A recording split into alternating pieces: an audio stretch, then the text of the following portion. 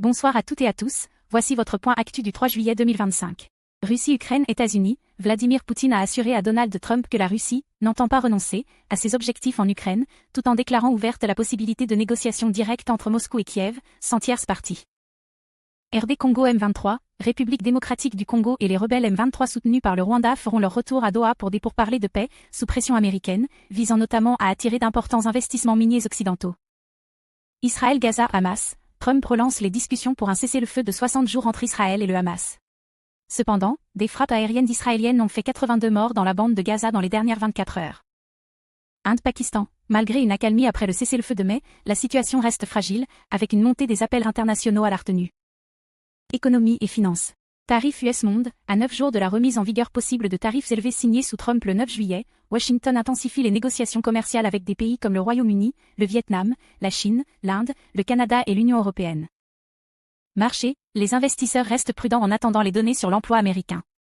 Le rendement des obligations à 10 ans est autour de 4,25%, tandis que le projet de loi One Big Beautiful Bill, 3,4 $, inquiète les marchés obligataires. Thaïlande. La Banque mondiale a revu à la baisse la croissance 2025 de la Thaïlande de 2,9% à 1,8%, en raison du recul des exportations et du tourisme, avec un retour prévu au niveau pré-pandémie pas avant mi-2026.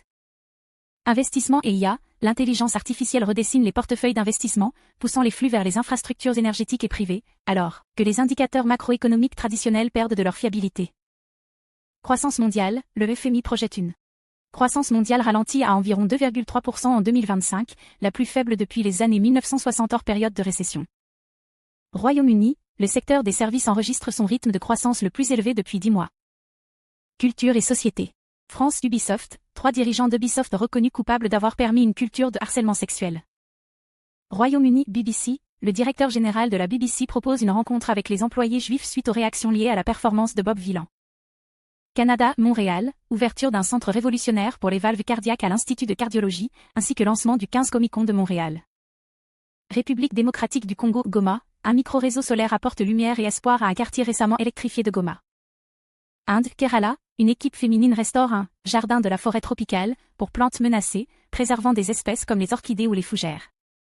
UK. Bretagne. Une étude révèle que les alignements de Karnak sont parmi les plus anciens sites mégalithiques d'Europe, datant d'environ 4600 avenue Jésus-Christ. Astronomie. La JWST a capturé directement un exoplanète de la taille de Saturne, TWA7b, et l'observatoire Rubin a publié ses premières images. C'était tout pour votre point actu du jour, bonne soirée à tous et à très vite.